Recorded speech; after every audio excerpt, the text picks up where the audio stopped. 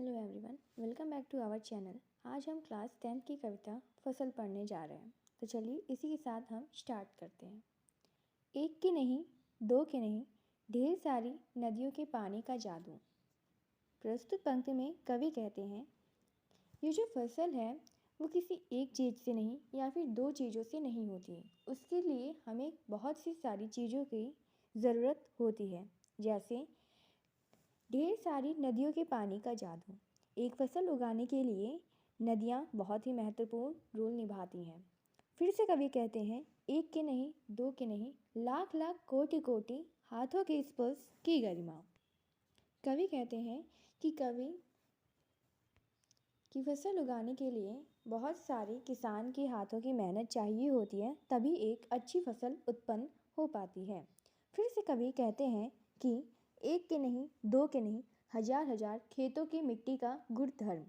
कवि कहते हैं कि एक अच्छी फसल उगाने के लिए बहुत से सारे हजारों खेतों में अच्छी मिट्टी भी होनी चाहिए, तभी एक अच्छी फसल उत्पन्न होती है।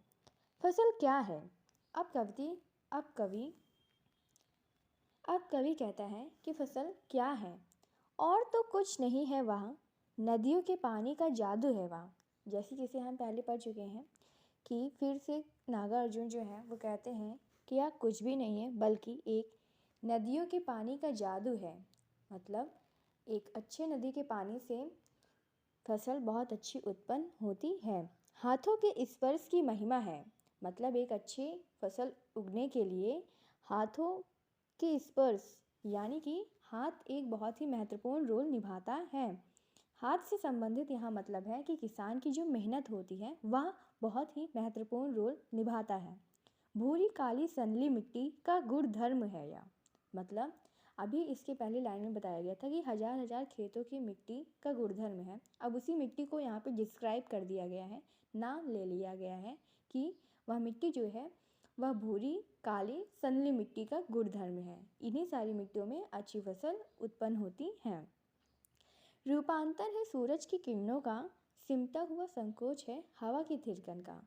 मतलब कवि कहते हैं कि जो फसल है वह कुछ और नहीं बल्कि जो सूरज है उसी का परिवर्तित रूप है।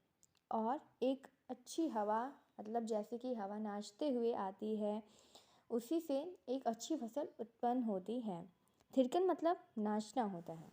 तो और मैं बता दूं आपको कि फसल के लिए कंक्लूज़न ये निकलता है कि फसल के लिए एक अच्छी मिट्टी, सूर्य, नदियाँ, हवा और किसान के हाथों के स्पर्श की महिमा चाहिए होती है। इसी के साथ हमारी ये कविता अंत होती है। वीडियो अच्छा लगे तो लाइक, शेयर एंड सब्सक्राइब।